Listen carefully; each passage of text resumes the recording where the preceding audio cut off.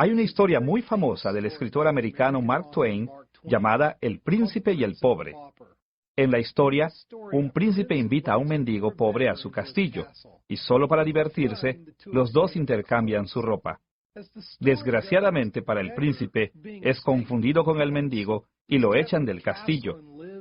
El mendigo, por otro lado, confundido con el príncipe, se queda en el castillo y vive una vida de príncipe. Ahora, en esta historia, los dos, el príncipe y el pobre, se sorprendieron cuando las personas confundieron sus identidades. Si el príncipe hubiera sabido que lo echarían del castillo, nunca habría estado de acuerdo en cambiar la ropa con el mendigo. Perder tanto poder y privilegio por algo tan sencillo como intercambiarse la ropa por simple diversión, jamás hubiera valido la pena. En algunos aspectos, la situación en Colosas durante el primer siglo era similar a la historia del príncipe y el pobre. Los cristianos en Colosas eran motivados a participar en rituales paganos de adoración. Así que Pablo les escribió para recordarles las tremendas riquezas y realeza que habían disfrutado en Cristo y para advertirles de no cambiar esas bendiciones por los deficientes beneficios que pretendía ofrecerles la idolatría. Esta es la segunda lección de nuestra serie Epístolas de Pablo en prisión, y hemos titulado esta lección Pablo y los Colosenses. En esta lección estudiaremos la carta canónica de Pablo a los Colosenses. Como veremos, en esta carta Pablo respondió fuertemente a las enseñanzas heréticas que introdujeron la veneración de seres espirituales menores en el culto cristiano. Nuestro estudio de Pablo y los Colosenses se dividirá en tres partes. Primero, analizaremos el trasfondo de la carta de Pablo a los Colosenses. Segundo, investigaremos la estructura y contenido de su carta a los Colosenses. Y tercero, nos enfocaremos en la aplicación moderna de esta carta. Vayamos primero al trasfondo de la carta de Pablo a los Colosenses.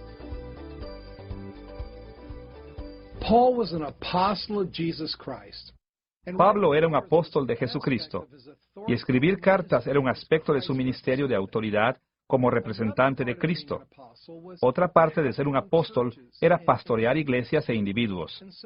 Por lo que las cartas de Pablo no eran solo colecciones de enseñanza autoritaria.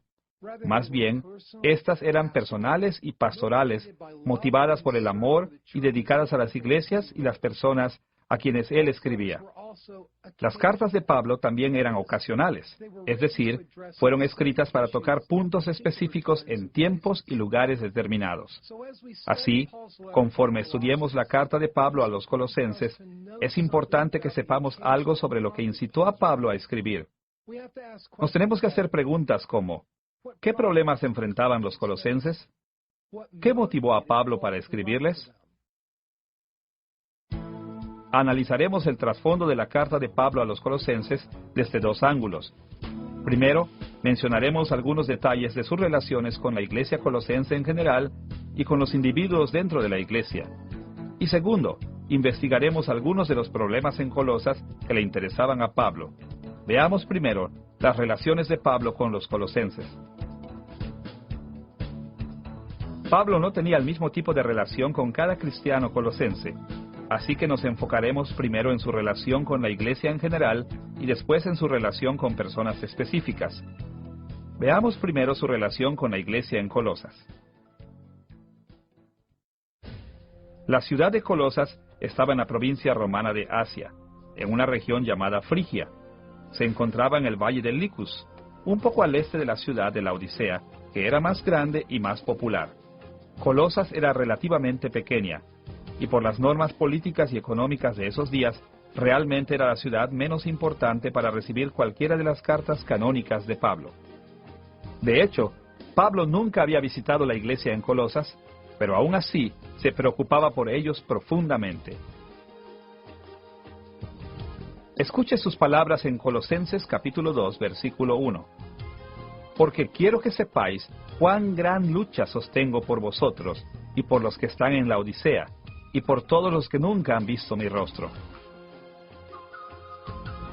Ahora, Pablo había pasado por Frigia durante su segundo y tercer viaje misionero, pero por alguna razón no había visitado la iglesia colosense. Posiblemente él había estado allí antes de que se estableciera la iglesia en Colosas, o quizás había estado en la ciudad, pero no había tenido la oportunidad de visitar la iglesia. También es posible que incluso nunca hubiera visitado la ciudad de Colosas. Cualquiera que fuera el caso, Pablo no conocía personalmente a la mayoría de estos creyentes. No obstante, podemos aprender algunas cosas sobre la relación de Pablo con los colosenses de los detalles en la carta de Pablo a ellos, así como de su carta a Filemón, quien vivió en Colosas. En primer lugar, leemos que Pablo tenía una relación indirecta con los colosenses por medio de representantes como sus amigos colosenses, Epafras, Filemón y Onésimo, y su mensajero Tíquico. Segundo, aunque no se conocían cara a cara, Pablo y los colosenses mantuvieron correspondencia entre sí. Por ejemplo, Epafras le trajo información de los colosenses a Pablo, y Pablo envió por lo menos una carta a la iglesia en Colosas, conocida como la Epístola a los Colosenses del Nuevo Testamento. Tercero, Pablo y los colosenses se ministraron entre sí. Por ejemplo, además de sufrir en prisión por causa de su nombre, Pablo oró específicamente por los colosenses. Como lo escribió en Colosenses capítulo 1, versículo 9. Por lo cual, también nosotros, desde el día que lo oímos, no cesamos de orar por vosotros y de pedir que seáis llenos del conocimiento de su voluntad en toda sabiduría e inteligencia espiritual. Pablo oraba con regularidad específicamente por los colosenses, pidiendo bendiciones para ellos que él sabía que necesitaban.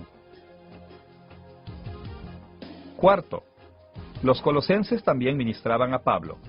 Aprendemos de las cartas de Pablo a los colosenses y a Filemón que los hombres colosenses, Epafras y Onésimo, visitaron a Pablo en la prisión.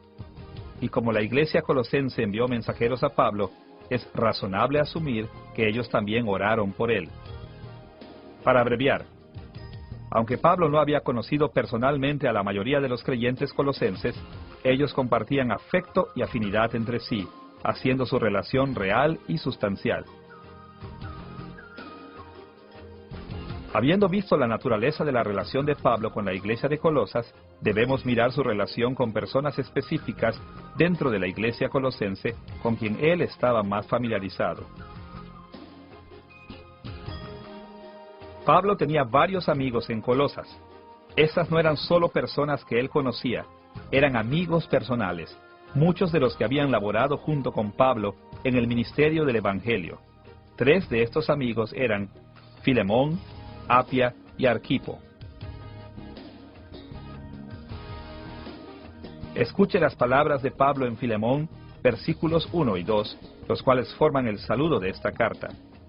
Pablo, prisionero de Jesucristo, y el hermano Timoteo, al amado Filemón, colaborador nuestro, y a la amada hermana Apia, y Arquipo, nuestro compañero de milicia. Por lo menos, Filemón era amigo íntimo de Pablo, y la mención de Pablo de Apia parecería indicar que también la conocía. Muchos estudiosos creen que ella era un miembro de la casa de Filemón, probablemente su esposa. Como Arquipo era una persona de estatus en la iglesia, puede ser que Pablo lo mencionara por darle su lugar. Pero lo más seguro es que él también era parte de la familia de Filemón, quizás su hijo. Otro de los amigos de Pablo de Colosas era Epafras.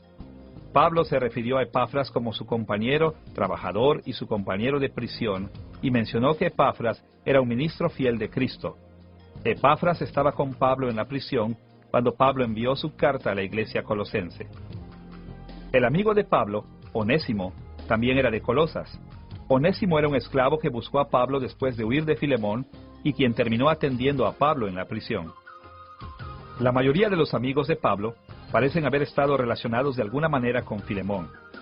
Pero cualquiera que fuera su relación entre sí, está claro que Pablo tenía una relación más íntima con estos amigos que la que tenía con la iglesia de Colosas en general. Pero como su carta a los colosenses muestra, también está claro que su relación con estos amigos aumentó su amor por todos los creyentes en Colosas. Así que, hablando generalmente, Pablo tenía muy poca relación personal con la iglesia colosense, pero también se preocupó profunda y personalmente por varios de sus miembros. Él no solo tenía un fuerte sentimiento por su iglesia porque era un apóstol, sino también debido a la relación con sus amigos.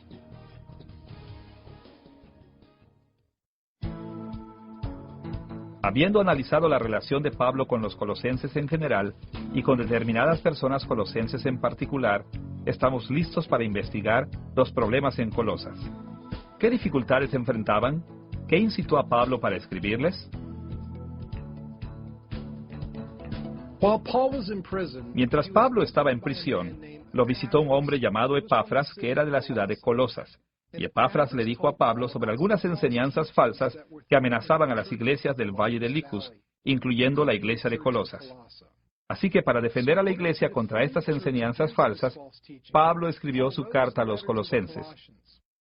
Aunque no sabemos todos los detalles de los errores que habían llegado a la iglesia de Colosas, la carta de Pablo nos dice varias cosas sobre ellos.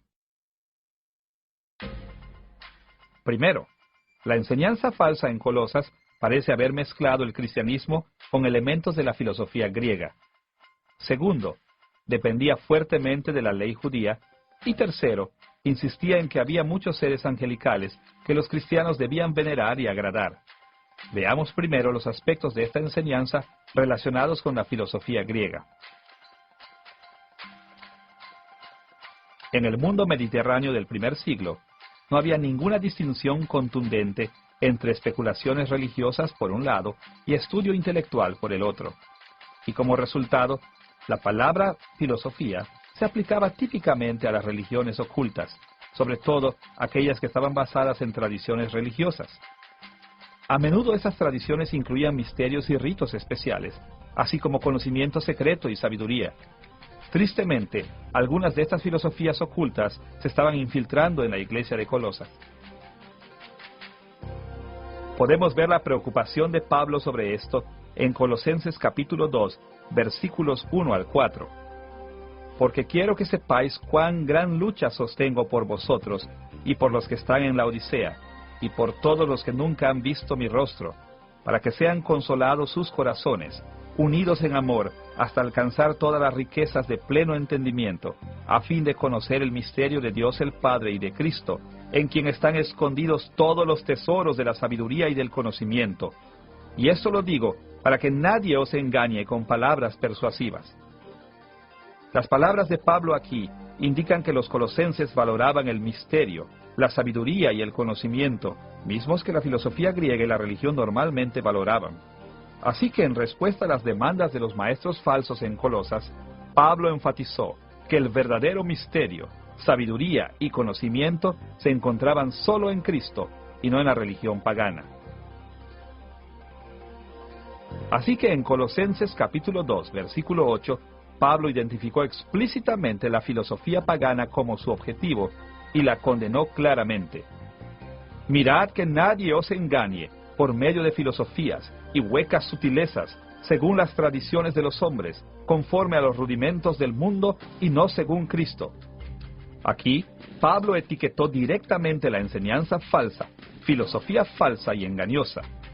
Como hemos visto, en el uso griego típico, la palabra filosofía se refería a las especulaciones religiosas basadas en tradiciones, no al estudio completamente intelectual o racional.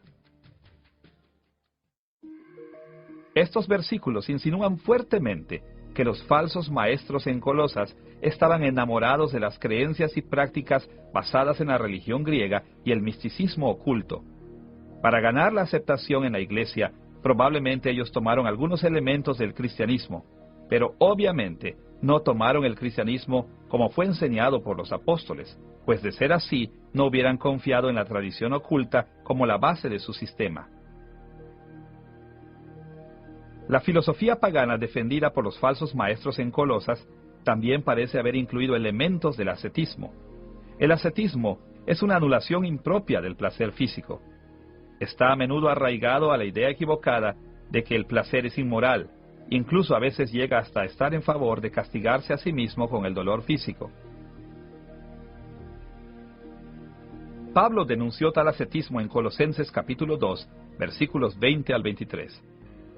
Pues si habéis muerto con Cristo en cuanto a los rudimentos del mundo, ¿por qué, como si vivieseis en el mundo, os sometéis a preceptos tales como: no manejes, ni gustes, ni aun toques, en conformidad a mandamientos y doctrinas de hombres, cosas que todas se destruyen con el uso. Tales cosas tienen a la verdad cierta reputación de sabiduría en culto voluntario, en humildad y en duro trato del cuerpo, pero no tienen valor alguno contra los apetitos de la carne.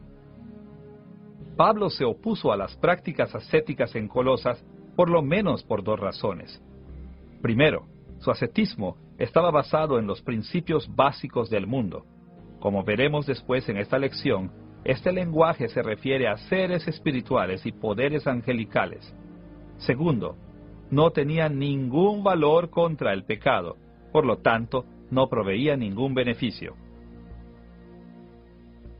En resumen, entonces, los falsos maestros en Colosas intentaron mezclar las enseñanzas de la Iglesia con tradiciones griegas que supuestamente traerían sabiduría y fortalecerían a los creyentes contra la tentación.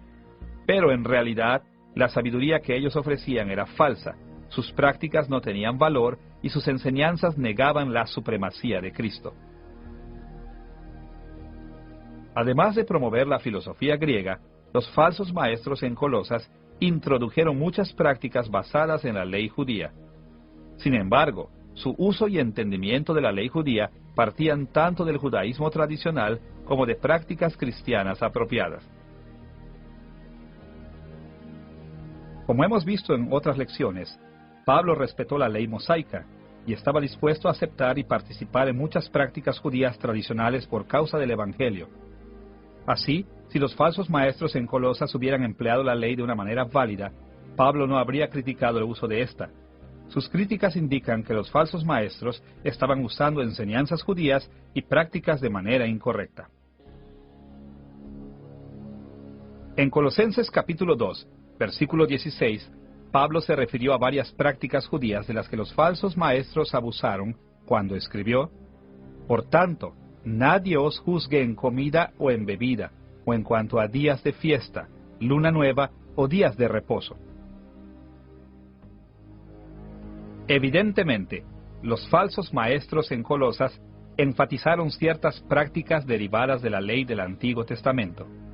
Esto incluía observar ciertas fechas del calendario judío, como fiestas religiosas, celebraciones de luna nueva y el día sabático, así como restricciones dietéticas. Pero ellos no observaban estas reglas del Antiguo Testamento de la manera prescrita por la ley mosaica, ni las aplicaban como lo hicieron los apóstoles. Al contrario, Pablo declaró que sus prácticas distorsionaban la ley del Antiguo Testamento y ponían en peligro el destino eterno de aquellos que lo seguían. Como lo escribió en Colosenses capítulo 2, versículos 17 y 18. Todo lo cual es sombra de lo que ha de venir, pero el cuerpo es de Cristo. Nadie os prive de vuestro premio, afectando humildad y culto a los ángeles, entremetiéndose en lo que no ha visto, vanamente hinchado por su propia mente carnal. La ley mosaica no asociaba los días santos con la adoración de ángeles, sino con la adoración a Dios, y no estaba a favor de una dieta especial como un medio de humildad o de ascetismo, sino como una señal de ser apartado como persona especial de Dios. Los falsos maestros, sin embargo, habían adulterado estas leyes, usándolas en la adoración idólatra y el ascetismo pagano. En Colosenses capítulo 2, versículos 11 y 12, Pablo agregó la circuncisión a la lista de las leyes judías de las que los falsos maestros abusaron.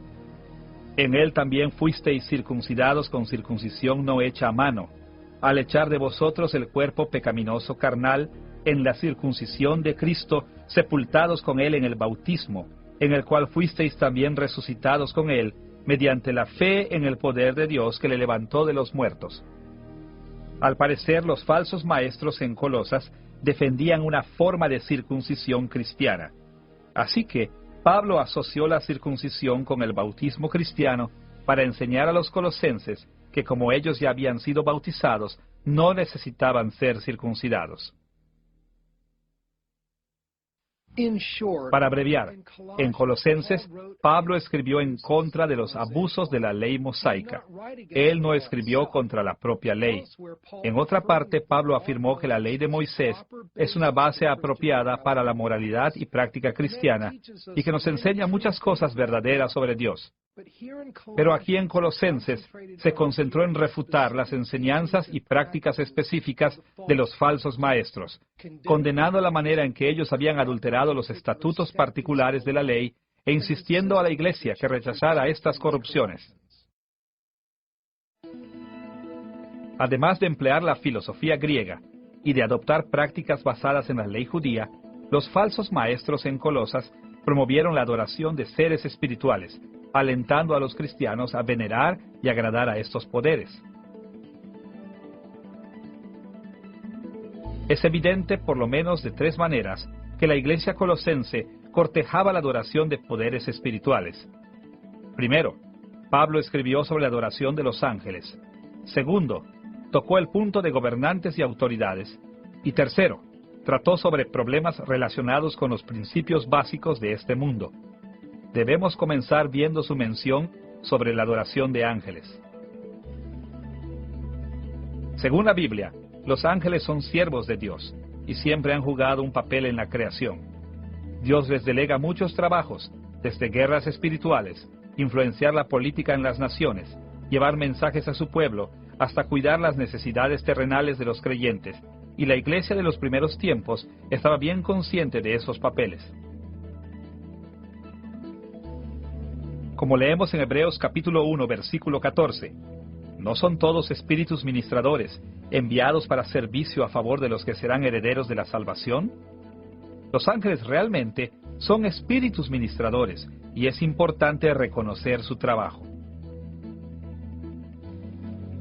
Pero según los falsos maestros en Colosas, los ángeles eran mucho más que ministros.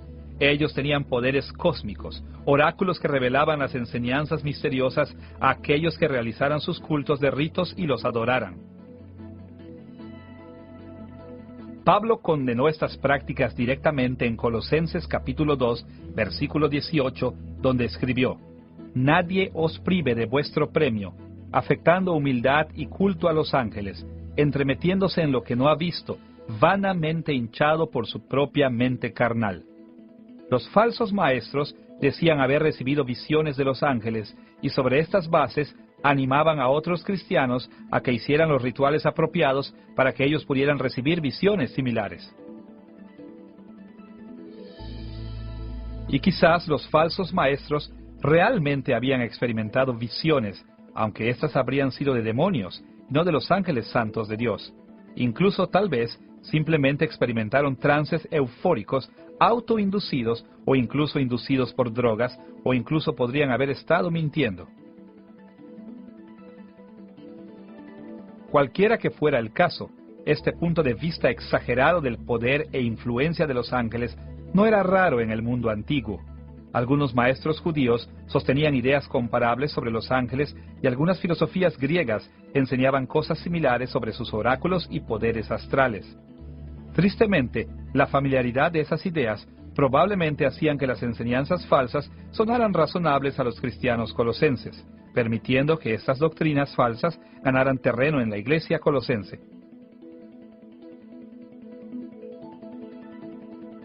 Ahora que hemos visto las referencias directas de Pablo a la adoración de los ángeles, debemos analizar sus argumentos sobre principados y potestades. En el lenguaje del primer siglo, los términos dominios y autoridades se referían a seres espirituales como los ángeles. Como hemos visto, los falsos maestros en Colosas animaban a los creyentes a que adoraran a los ángeles y seres espirituales. Pablo respondió a esta herejía dando énfasis a la superioridad de Cristo sobre cualquier poder y autoridad en el cielo y en la tierra. Él escribió sobre la supremacía de Jesús en Colosenses capítulo 1, versículo 16. Porque en Él fueron creadas todas las cosas, las que hay en los cielos y las que hay en la tierra, visibles e invisibles, sean tronos, sean dominios, sean principados, sean potestades, todo fue creado por medio de Él y para Él. Aquí Pablo mencionó tronos, dominios, principados y potestades. Tronos y dominios son traducciones de las formas de las palabras en griego, tronoi y kuriotei. Estas dos palabras normalmente se referían a reyes humanos y otros gobernantes terrenales, pero también podrían referirse a seres espirituales. Principados y potestades, a su vez, son traducciones de las formas de las palabras en griego arkai y exousiai, palabras que normalmente se refieren a poderes espirituales invisibles como ángeles y demonios. En el análisis de las palabras de los falsos maestros en Colosas, las autoridades espirituales angelicales y demoníacas eran notablemente mayores que sus colegas humanos terrenales. Los falsos maestros exageraron en gran manera el poder de los ángeles y los demonios, tanto que a estos gobernantes invisibles les atribuían acciones y habilidades que en realidad pertenecen exclusivamente a Cristo. Pablo señaló su error alabando a Cristo como el Señor de toda la creación. En lugar de hacer distinción entre las autoridades terrenales y las espirituales, Pablo las trató como una sola, indicando que las autoridades espirituales y las terrenales tenían más en común que diferencias. Las dos fueron creadas y las dos eran inferiores a Cristo. El contraste real no era que lo espiritual estuviera sobre lo terrenal, como los falsos maestros decían, sino la supremacía de Cristo sobre todo. De nuevo, como dijo en Colosenses capítulo 1, versículo 16, en Dios fueron creadas todas las cosas, las que hay en los cielos y las que hay en la tierra. Pablo continuó diciendo que las fuerzas espirituales y Cristo estaban en conflicto directo. Los falsos maestros pensaban que adorar a Cristo era equivalente a adorar a las autoridades espirituales. Pero Pablo indicó que independientemente de cómo los maestros falsos concibieron a los seres espirituales que adoraban, la verdad era que solo los demonios permiten ser adorados. Los ángeles santos de Dios no toman parte alguna en tal idolatría, y Cristo no permite la adoración de sus enemigos. Pablo se dirigió a este punto en Colosenses capítulo 2, versículo 15, donde escribió: despojando a los principados y a las potestades, Dios los exhibió públicamente, triunfando sobre ellos en la cruz por medio de Cristo. A través de la cruz de Jesucristo, Dios desarmó y triunfó sobre los poderes y autoridades espirituales. En otras palabras, los poderes y autoridades espirituales se opusieron a Dios en guerra espiritual. Ellos eran rebeldes, espíritus malos, enemigos de Dios. Eran demonios, no ángeles santos. Pero por medio de Jesucristo, Dios ha despojado a estos demonios de su habilidad de luchar y los ha humillado en la derrota. Estos demonios caídos, impotentes, derrotados, eran los poderes espirituales que los falsos maestros adoraban en Colosas, a los que Pablo se refirió como potestades y principados. Ahora que hemos explorado la mención de Pablo sobre los ángeles y los principados y potestades espirituales, estamos en posición de ver cómo Pablo habló de los principios básicos de este mundo. Como ya hemos dicho, esta fue otra frase con la que se refirió a los seres espirituales.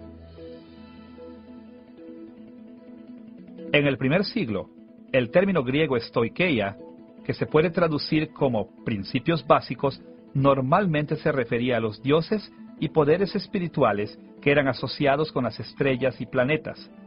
Estoikeia también fue usado para referirse a los 4 elementos físicos básicos: tierra, viento, fuego y agua.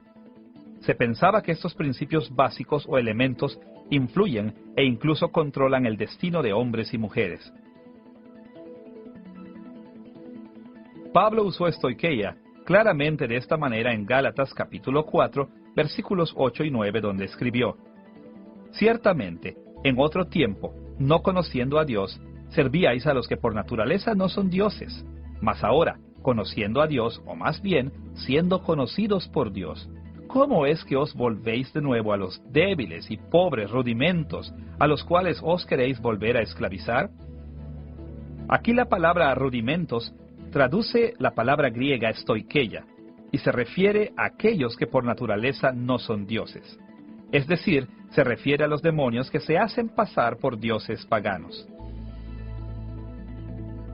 Este mismo significado de stoicheia es también al que Pablo se refirió en Colosenses capítulo 2, versículo 8, donde condenó estos principios básicos. Mirad que nadie os engañe por medio de filosofías y huecas sutilezas, según las tradiciones de los hombres, conforme a los rudimentos del mundo, y no según Cristo. Pablo se dirigió a los principios básicos, o stoicheia, como la base de la filosofía de los falsos maestros. En otras palabras, él decía que las tradiciones religiosas de los falsos maestros debían rechazarse porque aclamaban a dioses falsos. De una manera muy interesante, algunas ideas similares sobre los elementos y los poderes espirituales eran defendidas por algunas ramas del judaísmo, sobre todo durante el período intertestamental. Esto parece haberle dado entrada a la herejía cristiana que apareció en Colosas en los días de Pablo. Aparentemente, los falsos maestros en Colosas combinaron el legalismo judío, la religión pagana y el cristianismo, también para animar el culto a estos poderes astrales o cósmicos, conocidos comúnmente como principios básicos o stoicheia. La iglesia en Colosas enfrentó algunos verdaderos desafíos en el primer siglo. Al parecer, ellos nunca habían recibido el entrenamiento apostólico. Aunque la iglesia había sido plantada por hombres de Dios, no se había fundamentado sólidamente en la teología de los apóstoles. Esto hizo que los colosenses cristianos fueran particularmente vulnerables a las falsas enseñanzas. Así, cuando los falsos maestros empezaron a bombardearlos con las corrupciones del judaísmo e idolatría pagana, era difícil para ellos reconocer la diferencia entre la verdad y la herejía. Sabiamente, ellos reconocieron su problema y acudieron a Pablo por ayuda. Ahora que hemos estudiado el trasfondo de la carta de Pablo a la iglesia colosense, debemos pasar a nuestro segundo tema, la estructura y contenido de la carta de Pablo a los colosenses.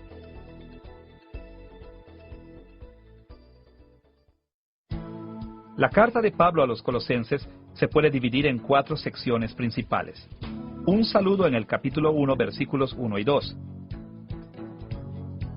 Los estímulos de acción de gracias e intercesión en el capítulo 1, versículos 3 al 14.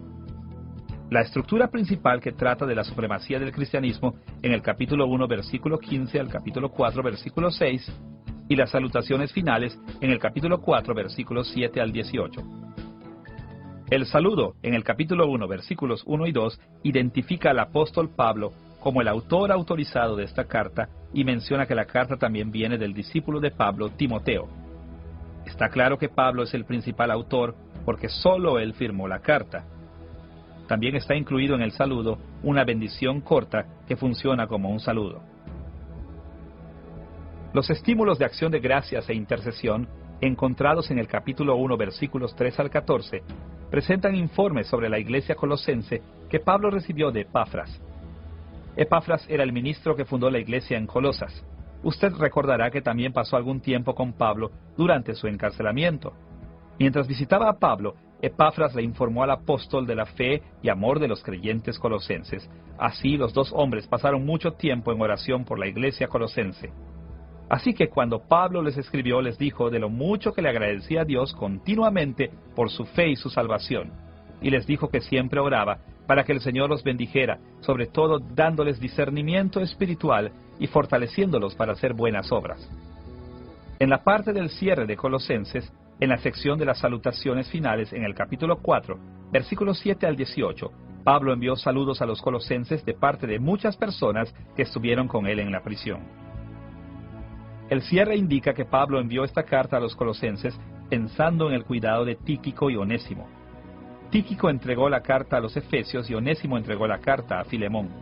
Esto parece indicar que las 3 cartas, Colosenses, Efesios y Filemón, fueron escritas y entregadas más o menos al mismo tiempo.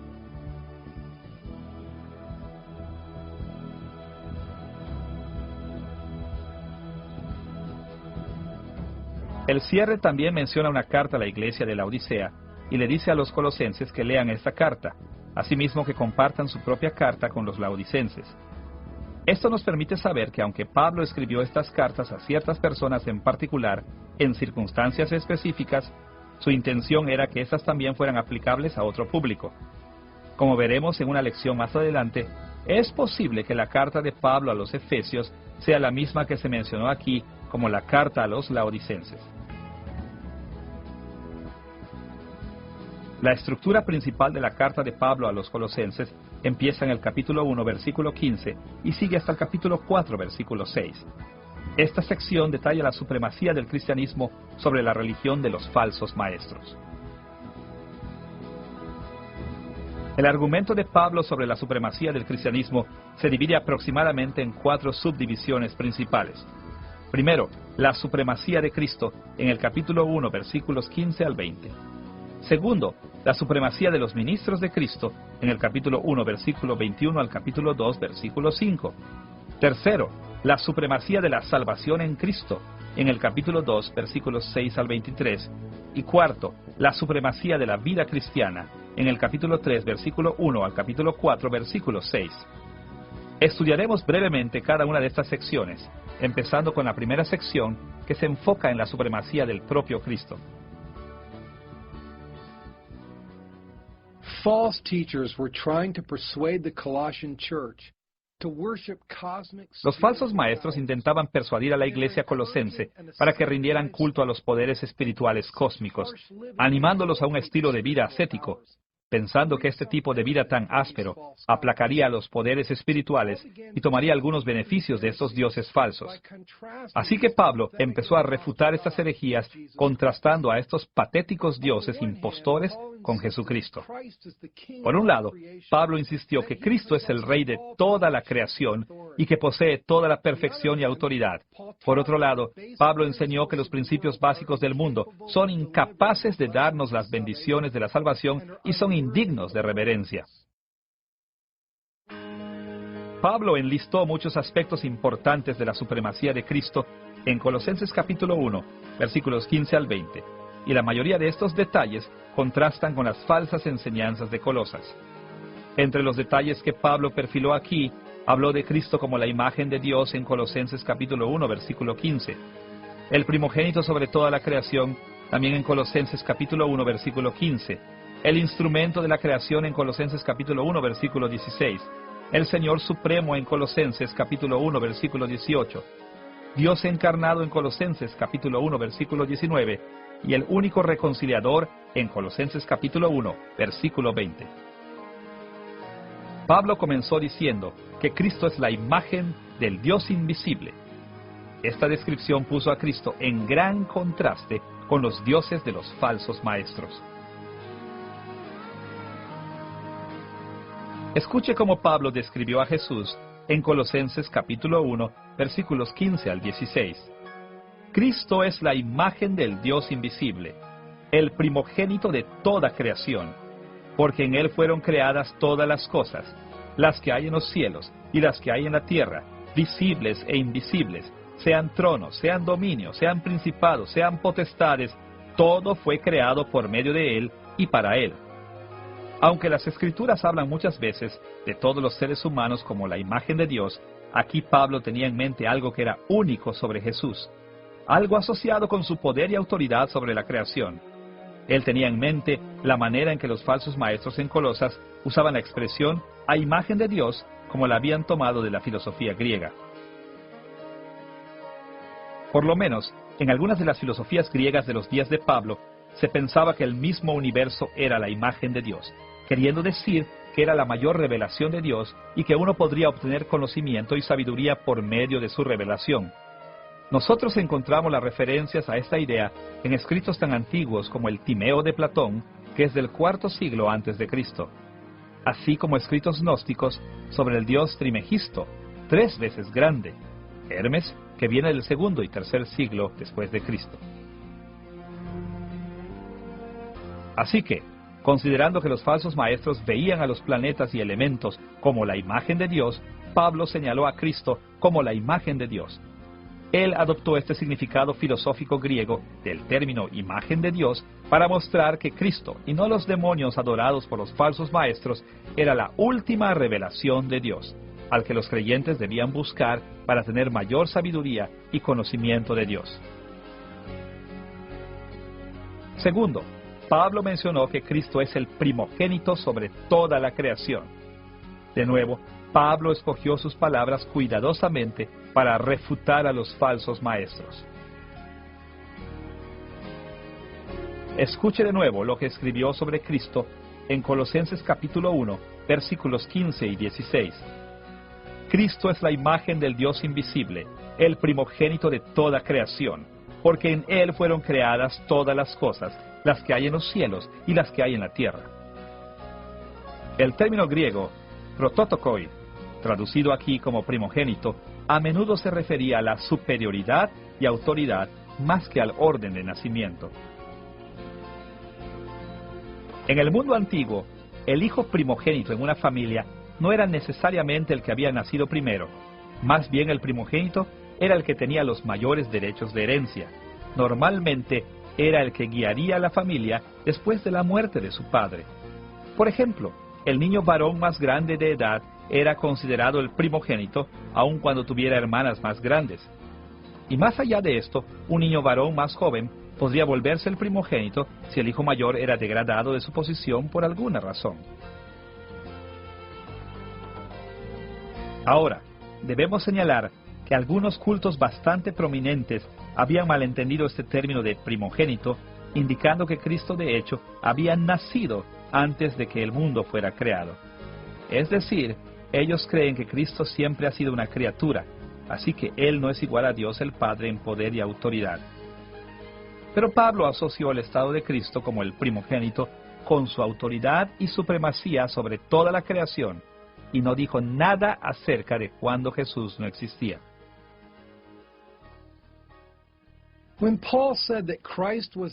Cuando Pablo dijo que Cristo era el primogénito sobre toda la creación, él quiso decir que Cristo era el que poseía la primogenitura del Padre, no que Cristo nació o fue creado antes que todos los demás. Él no quiso decir que Cristo era parte de la creación, sino que Cristo era el Señor de la creación. Expresándose de esta manera, Pablo dejó claro que los dioses falsos de los falsos maestros no tenían ningún poder o autoridad para dar ninguna bendición a nadie. Cristo, y solo Cristo, fue el primogénito, el que heredó todas las bendiciones de Dios y el único que podría darlas a otros.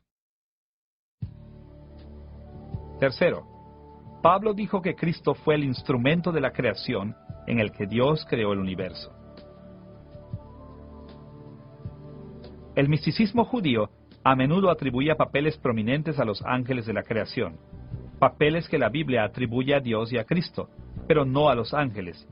Y en la filosofía griega, normalmente se asignaban papeles similares a los elementos y otros poderes astrales.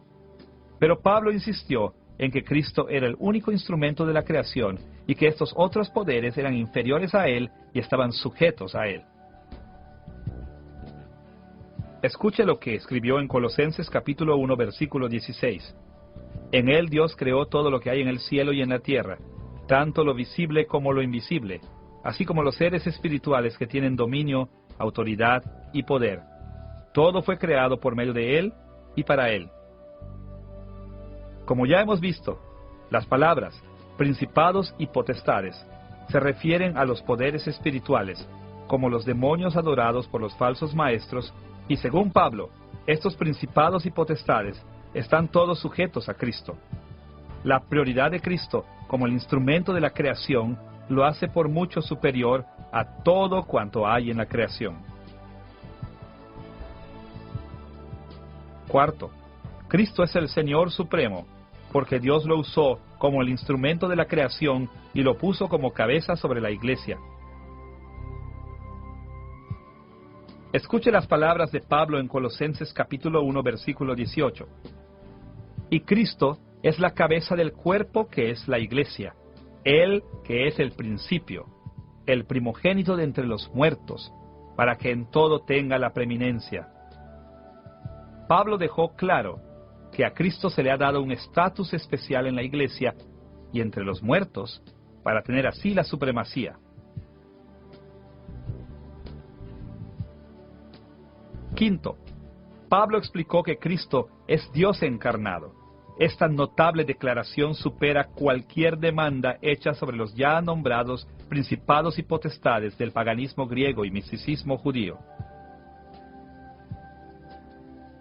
Escuche las palabras de Pablo en Colosenses capítulo 1, versículo 19. Por cuanto agradó al Padre que en Cristo habitase toda plenitud, toda la llenura de Dios mora en Cristo, haciendo a Cristo la encarnación del Dios Supremo.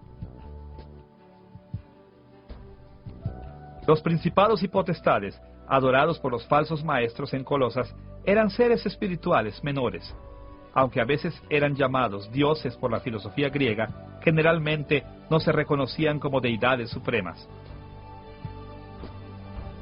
En contraste, toda la llenura de Dios mora en Jesucristo.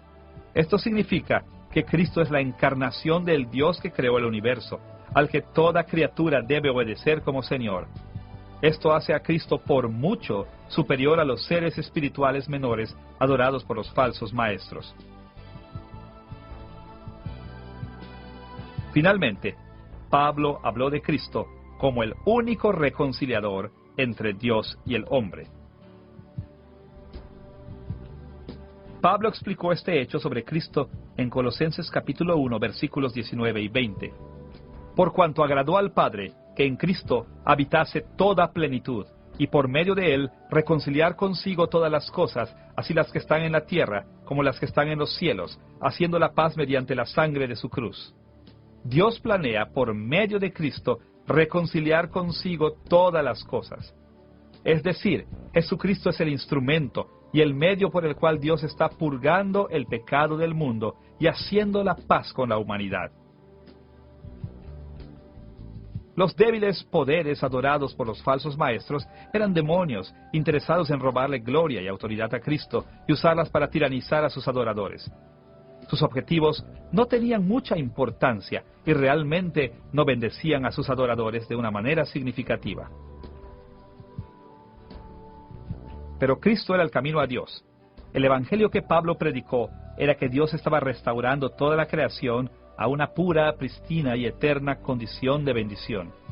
Y Él estaba haciendo esto por medio de Jesucristo, y solo por medio de Jesucristo.